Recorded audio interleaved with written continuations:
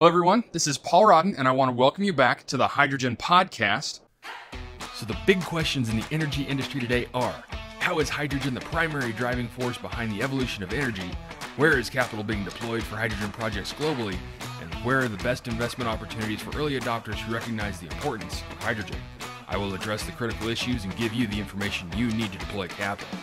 Those are the questions that will unlock the potential of hydrogen, and this podcast will give you the answers. My name is Paul Rodden, and welcome to the Hydrogen Podcast.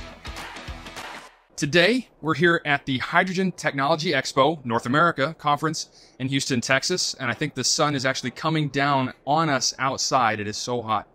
I want to welcome our special guest, Mark Klewpatinond, the Global Business Manager for Hydrogen in ExxonMobil's Low Carbon Solutions organization. Mark has played a significant role in driving advancements in sustainable energy solutions. His leadership and dedication to low carbon practices have positioned him as a respected figure in the field. I'm thrilled to have Mark join us today on the podcast as we explore the exciting developments and the future prospects of ExxonMobil's contributions in the hydrogen industry. Mark, I really am so very glad that you're here. Thanks, Paul. I'm really happy to be here. So with the formation of the Low Carbon Solutions business, ExxonMobil has moved swiftly to position itself as leader of the energy transition. You have significantly grown the pipeline of emission reduction opportunities in carbon capture and storage, hydrogen, lower emission fuels. Can you give us an overview of ExxonMobil's Low Carbon Solutions business and what role it will play in ExxonMobil's global energy strategy? Sure. We established our low carbon solutions business just over 2 years ago now, and it was designed there to expand and commercialize the work we're doing in our low emissions fuels and carbon capture and storage ventures. And we're continuing to make good progress in growing this portfolio of advantage low emission investment opportunities.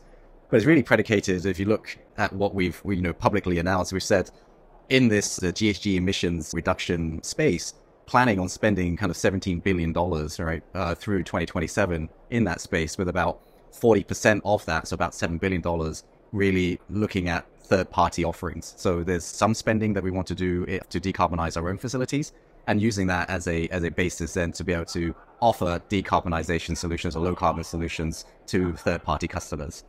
We have a broad suite of solutions, and a broad suite will be needed to meet future energy needs as society desires to transition to net zero emissions. And, when ExxonMobil, when we looked at assessing how we could make the greatest contribution to that energy transition, we started with those solutions that best fit with our core capabilities. And so, kind of the focus areas and technologies that we have strong strategic fit for, like carbon capture and storage, like hydrogen, like biofuels, or low emission fuels. And that's really where our focus is. These technologies, they need to be developed at scale and in partnership with host governments and large industry partners. Today, we already are a global leader in carbon capture and storage, right? As I'm sure many of you know. And we have decades of experience working in partnership with countries all over the world, right? As we look to build new businesses and new value chains. One of the things I was talking about in my presentation this morning at the Hydrogen Technology Expo was, if you look at energy-related CO2 emissions, 33 million tons a year, but 80% of that is around electricity production, the industrial emissions, and commercial transportation. And those emissions, that's 8 times more than associated with gasoline-powered light vehicles. And that 80%, that's where we believe with ExxonMobil that we can contribute the most, and they're the sectors we're most focused on. Great. So ExxonMobil made a massive announcement recently. Everyone's been talking about it. The first world-scale plant for the production of low-carbon hydrogen at the refining and petchem facility in BayTown. Can you talk to us about the project and then give some specifics on what makes this facility unique? How does it work? How will you produce the hydrogen? What are your target carbon intensity score metrics? Mm-hmm. Who will you sell the hydrogen to? Are there any other production opportunities besides hydrogen? Are there any derivatives from that? Sure. So we made the announcement on the Baytown Blue Hydrogen project earlier this year, and it is planned to be 1 billion standard cubic feet a day. All right. So about 1 million tons a year. It will be the largest low carbon hydrogen plant in the world when we plan to start up in 2027, 2028. And if you think about the scale of that, typical steam methane reform and SMR today is around 150 million scuffs a day, right? Yeah. It's a significant size increase. And this is ExxonMobil bringing its capabilities to the fore and really testing the limits of scale here in order to be able to drive down the cost of this. Right. And we look at the hydrogen solutions or the technologies available today. Blue hydrogen really is the solution that's available at scale and that can be deployed at scale. Right. And a million tons. So what do we do with that million tons? And as I mentioned earlier, we have plans and ambitions to decarbonize our own Scope 1 and Scope 2 emissions. And so this will help with decarbonizing our Baytown complex. So we expect to be able to reduce site CO2 emissions there by up to 30%. But that will only use a portion of that million tons a year of hydrogen. The remainder, then and you would have seen some of the announcements we've already made, we're terming up with third parties to sell that volume. Either as hydrogen in its molecular or gaseous form, or converting it into ammonia to be able to ship to other countries around the world. It's a hot topic right now. Right, absolutely. LNG versus blue ammonia. Absolutely. And so this is the advantage being with ExxonMobil as well, is we have a broad range of solutions, a portfolio of solutions to be able to offer to customers depending on what kind of carbon intensity they're looking for, the rate and pace and the willingness to pay. We can offer everything from natural gas, LNG, to hydrogen, to biofuels, to carbon capture storage, depending on what the application is, what the natural resource kind of endowments are within the country, as well as where policy then is directing you. So the way that we think about this blue hydrogen plant as well, again, we're not just testing the limits of scale, we're testing the limits of the level of decarbonization. So we expect to be able to capture 98% of the Scope 1 emissions coming from this production plant. And I mean, 98%, that's a lot. It's huge, right? It's huge. And so, you think about the amount of CO2. So we're making 1 million tons a year of hydrogen. We expect then to need 7 million tons a year of storage just for this plant. Yes. And so we do have an associated project that's underpinning this that should be able to store 10 million tons a year. So that's 7 million tons specifically for this project. That leaves another than 3 million tons that we can leverage to go and sell to others who might want it. I think we might actually touch that a little bit later in this conversation too, which I'm looking forward to getting into. The industry is experiencing a shift in how to classify hydrogen. To make it easy, we started out with a color-based theme in order to explain the differences in technologies and processes that are involved in making hydrogen. But as we've all discovered, the color labels aren't the best. We all know my thoughts on the colors. In my opinion, the main metric to determine how effective hydrogen production will be is to determine and its viability is to look at its carbon intensity score. Right. Can you give us your thoughts on how ExxonMobil is approaching this issue and what is important for its customers to understand moving forward to make informed decisions? Yeah, so Paul, you're absolutely right. There's a whole rainbow of hydrogen colors, right? And it can be quite confusing. It is. Because even if you take the same color, yellow hydrogen, for example, right? There's at least 3 definitions of yellow hydrogen that I found. And then you have traditional blue and green and then turquoise, like pink and orange and purple and white and gold. Clear. So what does all that mean? Yeah. Right. And at the end of the day, our approach is, it really comes down to carbon intensity. Right. What is the carbon intensity that you're looking for? And again, it's specific to the application, the scale, the application demand, the willingness to pay, the policy specification or direction, as well as, like I was saying earlier, what natural resources are available to kind of tie up that supply and demand. Yeah. So within ExxonMobil, color agnostic, right? Or perhaps better said, we're technology agnostic. That's why we get along so well. Yeah. We want to be able to provide the best solution for the specific supply chain that we're looking to build out. And, we start with the customer. Right. We start with the customer. What does the customer want? So taking that market back approach, understanding their willingness to pay, the specific needs of their application, whether that is in an industrial heat application, whether that is for steel manufacturing or power generation or something like heavy duty transportation. Yeah. What are their needs? What is the uptime that they require? What is the kind of timeline they're looking at? Ultimately, what is the level of decarbonization that they want and that they're willing to pay for? Right. Because that's the big part in the whole economics plan to this, is just how much they're willing to pay for. Right. Before I ask my next question, carbon capture and storage, CCS, it's a cornerstone of your strategy. Would you take a moment to explain what carbon capture is and why it's considered a crucial technology essential for achieving a future with lower emissions? Sure. So carbon capture and storage is the process of capturing CO2 from industrial activity or power plants, capturing the emissions wherever they're coming from, that would otherwise be released into the atmosphere, and then taking that CO2 and then injecting it deep underground or under the seafloor for safe, secure, and permanent storage. CCS is an essential technology to help reduce global CO2 emissions. And when you think about what's required in this space, CO2 storage really underpins everything in this space, right? And you cannot have, obviously, blue hydrogen without some CO2 storage solution, capture and storage solution. But as you look to, for us to build out this value chain, CCS is fundamental. And we will help customers with the highest concentration CO2 streams, the easiest ones to capture and then store, which is then the lowest cost of carbon abatement. We build out that CO2 capture and storage infrastructure that then enables hydrogen production to come into play and being able to sequester that CO2. Once we build out that hydrogen, then we can do things like biofuels, renewable diesel, and then the bigger then the hydrogen market becomes, then it enables us to get hydrogen to potentially other applications beyond just the highest emitting industrial sectors that we're focused on. Yeah. One of the most important aspects of this blue hydrogen facility is the ability to capture the carbon safely stored underground. Can you talk to us in detail about how it will work and what your plans are for accelerating the world's path to net zero? Sure. So, when you capture the CO2 and you put it through the pipeline and then you go and sequester it underground, that CO2 is safely stored, right, within the geology. And this is where ExxonMobil expertise comes into play. You're obviously very good at finding oil and gas. And so we do the reverse and say, well, okay, where can we entrap that gas, right?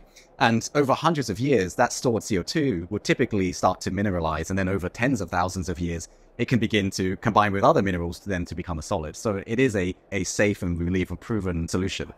Calcium carbonate? Right. Yeah. Right. And, what are we doing in this space? We announced earlier the agreement with Linde, a leading maker of industrial gases that will be a foundational customer for our CCS network in the Port Arthur Beaumont area. Yeah, just here in Texas. And we're excited to have them come on board as a foundational customer for this network. And under the terms of that agreement, we'll transport and permanently store up to 2.2 million tons of CO2 a year from their new hydrogen plant in Beaumont, which they schedule to start in 2025. That plant then will supply clean hydrogen and nitrogen to a world-scale blue ammonia plant that is being built by OCI Global. So again, we're helping to enable the build-out of a broader industry or a decarbonization industry.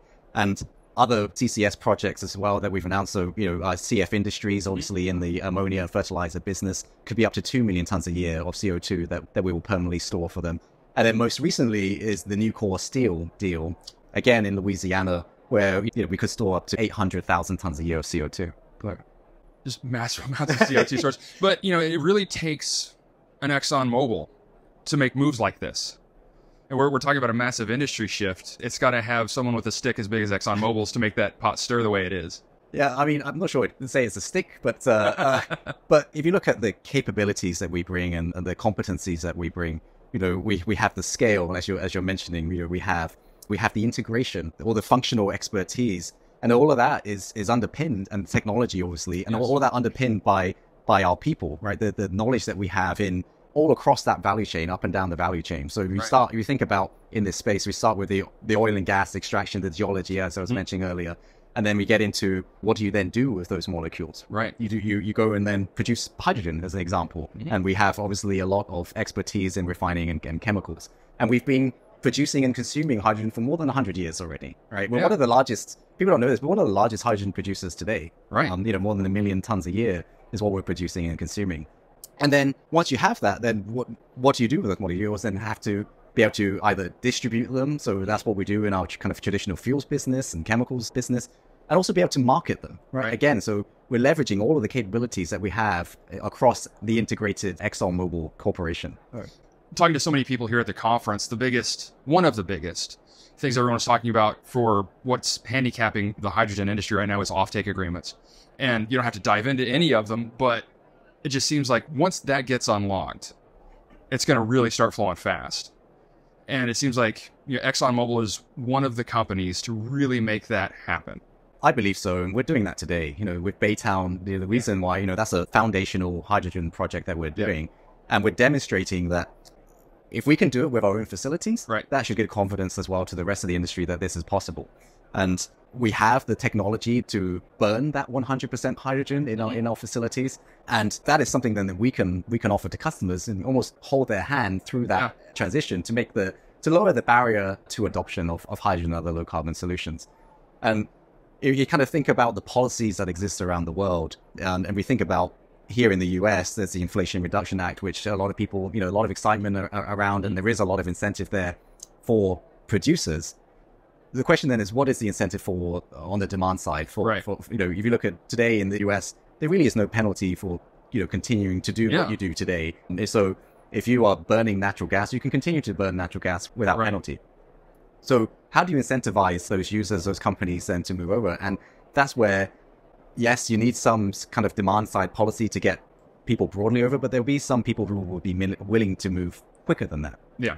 And so that's where we want to help, right? We want to help them do that, to give them the confidence that we can supply it reliably, we can supply it at the carbon intensity that they're looking for, that it will be within the affordability that they're demanding, and that technology is there so that when they go and invest that capital to retrofit their burners or whatever it may be, that it will work, right? Having run a manufacturing plant previously, within ExxonMobil, I absolutely understand the necessity to have reliability and to ensure that you're coming in on your costs, expectations, everything else. Because if you think about the 80% of energy-related emissions that I mentioned right at the beginning, a lot of those businesses are also kind of low margin businesses, right? So there's not a lot of room to move there. So if you're moving from an incumbent fuel to something that's new, that's what you're looking at versus the base case, right? It isn't a question of blue hydrogen versus green hydrogen and how does that cost compare to gray. It's really, how does blue hydrogen or green hydrogen or choose your color hydrogen, how does that compare to the natural gas that I'm using today? Or how does that compare to the diesel fuel I'm using today? Yeah, your original feedstock, if you're talking about blue or turquoise or any of those other colors, you have to bring that feedstock back into the equation, which I don't think a lot of people are when they're talking about their costs. Right. And that's why we're here to advise on that. Yeah. And one other thing, we kind of touched on it a little bit, that derivatives market. There was a presentation earlier today where some people in finance were talking about, why aren't we seeing more money move into it? Or if we are seeing it, where is it going? No one actually talked about the derivatives. So ammonia, synthetic fuels, is that worth venturing into, or is it more important to really get that baseline across? Get that infrastructure, the carbon capture handled. So it's all important. There's no point in getting the infrastructure and the carbon capture and all that handled if you then can't move that energy or provide that solution to those who are willing to pay for it. So you do need a mechanism to be able to transfer that energy from wherever you're producing it to wherever you're wanting to use it. So the reality is, I think all of this is happening in tandem, and that's what we're seeing, right? That's what's very exciting about this space. And, I know you see it, Paul, and just how quickly it's moving, how quickly people are learning. Yeah. And, but if you think about how we see this space, we talk about this is that time before the exponential demand will come. This is that time to learn and go through those learning cycles and do the foundational projects, figure out what's required, and then drive costs down, develop technologies, as well as advocating for the constructive policies to then increase the total addressable market that we can go and deploy these low carbon solutions into. From what I've heard throughout the industry, your BayTown hydrogen facility is well received and will potentially be a game changer for the hydrogen industry. I say will be a game changer for the hydrogen industry. Can you talk about what is needed on the policy side, both in the US and abroad, in order to scale these industrial solutions for hard to decarbonize sectors? Also, I'm curious how the low carbon solutions team is advocating for those changes. Sure. I mean, I think we all know that the energy transition will be expensive. There's a reason why we don't use these solutions today. And that really comes back to the value that society places on CO2. That can manifest itself in many different forms. It can be in the form of a tax. It could be in the form of a trading scheme or a mandate or an incentive. Lots of different ways that can happen. But coherent government policy is what's really needed to help mitigate the risks, encourage growth in this industry, and reduce costs across the board, while speeding operations on the local, national, continental levels. If you look in the European Union, United Kingdom, Canada, United States, there's several positive developments which can point the way forward. Maybe start with the European Union, and they're using much more of probably the stick approach, right? With mandates, you see the Renewable Energy Directive 3 or RED 3. Yeah. They're mandating a minimum 1% of all energy produced for transportation must be renewable fuels of non-biological origin, or RFNBOs. It just rolls off the tongue. It does. And that's for transportation fuels, and they're also mandating as well by 2030 for 42% of hydrogen industry to be green hydrogen or an e-fuel. Right. So the other aspect of that is, and why it can be difficult in Europe, is they're specifying how to do the transition, right? And rather than setting the goal and letting the markets work and letting the markets and technology develop to find the right solution, the most cost-effective solution that's aligned with what industry and customers and ultimately what the end consumer is willing to pay. Yeah. And that's why then you look at other ways that this can be done. You look at the UK as an example, where they are deploying more of a carrot approach. They have a national hydrogen strategy calling for 5 gigawatts of low carbon hydrogen by 2030. Much more technology agnostic approach. Blue can come in as well as green hydrogen. Yes. And they're using more of a kind of contracts for difference. Is how they're doing it, with strike prices as well, to keep you whole while making it affordable for the end users to be able to adopt hydrogen versus something like natural gas, which is what I'm currently using. And so that then enables projects like what we're trying to do on the southern coast of England with the Solent cluster, where we have CCS and potentially hydrogen that we're looking to deploy there. Right? Yeah.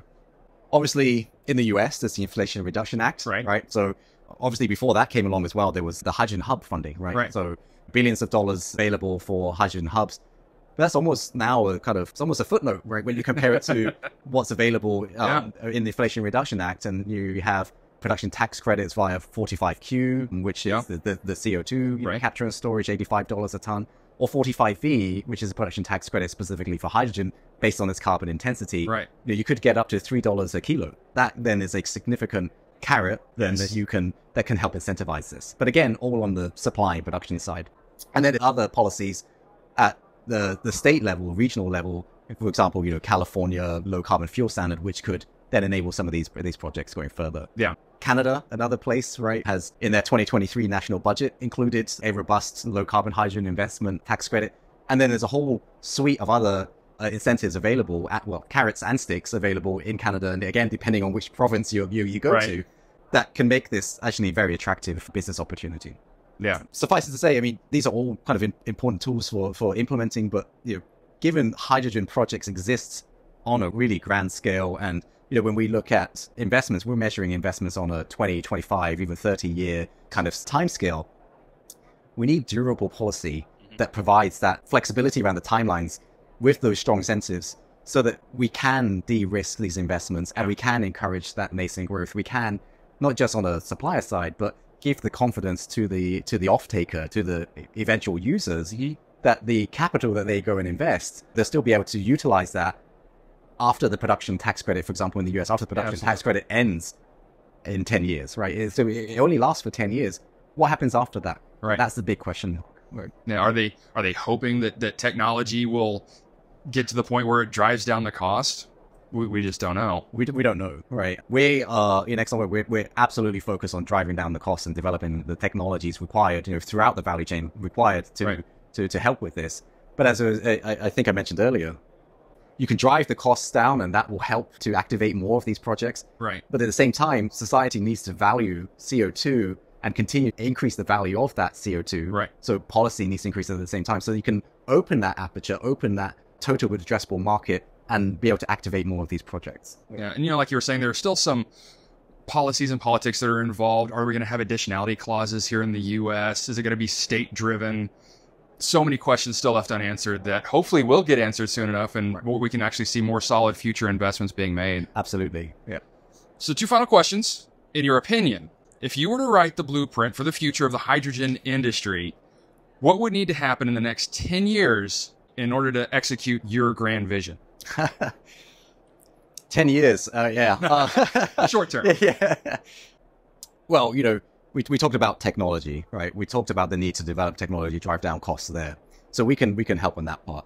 But also, you think the grand vision, where we need a unified global approach in order for society to make its push for net zero emissions effectively. To this end, we can't underestimate the importance of business alliances and partnerships. to coordinate technological standardization, guide global policy. And part of that, ExxonMobil are involved in associations like the Hydrogen Council, that we joined that last month. And that is an international alliance of businesses and organizations of now, I think, 150 members that are focused on that. There are things like the Open Hydrogen Initiative that we are a foundation sponsor of. And that, again, is around how do you get a standardized approach to hydrogen energy measurements and the carbon intensity? Again, getting away from hydrogen colors to something that's more useful for industry and customers to drive what we really want. Because I'm still asked, well, what is that in MCF? I don't know. Last question. What do you consider to be the most important aspects of the hydrogen economy that we need to focus on as an industry? So, as my team are very well aware, the three things that I like to keep reminding them of, that we need to be super focused on: advocacy, technology development, and application development. Policy, as we've been talking a lot about, we need the policy to evolve across countries and governments. We need the constructive, durable policy to activate more of these projects and give us that confidence that the policy will be there and help de-risk some of these projects, especially in these early stages before broad market is developed. We need technology advancements in the variety of production methods. It's not a one-size-fits-all solution. There's lots of complexities that ExxonMobil was positioned to manage. We talk about through the value chain, there's hydrogen production, let's lower the cost of that. There is mitigating, emissions along the supply chain as well, right? So we look at what we're doing in the Permian Basin with our stated goal of getting to net zero emissions there by 2030. All of that helps as well. Yeah. And then we talk about how do you then transport that hydrogen energy around the world, and or even in the United States? How do you repurpose existing infrastructure? Right. That's really important. If you want to lower the cost of this, how can we get a solution out to the market that is leveraging as much infrastructure that already exists in the world today? That's a great point. There are so many legacy power plants, coal, natural gas, whatever it is, that they're there. They can be retrofit to help out on this. And when I think about the energy system that exists today, we have an electrical grid, we have a liquid system, right, with crude oil and all the other fuels that derive from that. We have a gas system. That is infrastructure that has been built out over decades. Yeah. Right. And this is the scale. We know what we're trying to do in this low carbon space is in a very short years what has taken other energy solutions and decades, even centuries to build out. I was talking earlier today around coal mines and the like. The modern kind of coal industry built out in the 18th century. Fueling the Industrial Revolution. The oil refinery, kind of mid 19th century, is when the first one of those came along. Nuclear power plant. The first nuclear power plant came along in 1951. Right. First solar plant was 40 years ago. And you look at where we are today with solar. So you think about the pace of this transition and what's being called on. It's a significant challenge, but it's a challenge that we think is worth undertaking. And then maybe just to round out what you were asking here, applications. So this is, again, another advantage with ExxonMobil. We are decarbonizing our own facilities as well. We understand that there's challenges in moving from natural gas to burning hydrogen. But we're developing the technologies. We have the burner technology. We're confident that we can burn 100% hydrogen and have no issues with NOx emissions. Right? You hear a lot about NOx because of the higher flame temperature and we're drawing in more nitrogen from the air. But we have a solution for that. And so as we show the world that this can be done, that will give more confidence to others as well that this is a viable solution and that there is a pathway there. It's been an absolute pleasure having you here. Thank you so much. Oh, thanks a lot, Paul. I'm glad to have been able to share all the exciting things that we're doing here in ExxonMobil. If you have any questions, you can go to ExxonMobil's Low Carbon Solutions business, lowcarbon.exxonmobil.com, and you'll get some details there. I recommend following the Low Carbon Solutions LinkedIn page. There's a treasure trove of information there with more coming soon. Thanks, everyone. Take care. Stay safe. I'll talk to you later. Hey, this is Paul. I hope you liked this podcast. If you did and want to hear more, I'd appreciate it if you would either subscribe to this channel on YouTube or connect with your favorite platform through my website at www.thehydrogenpodcast.com. Thanks for listening. I very much appreciate it. Have a great day.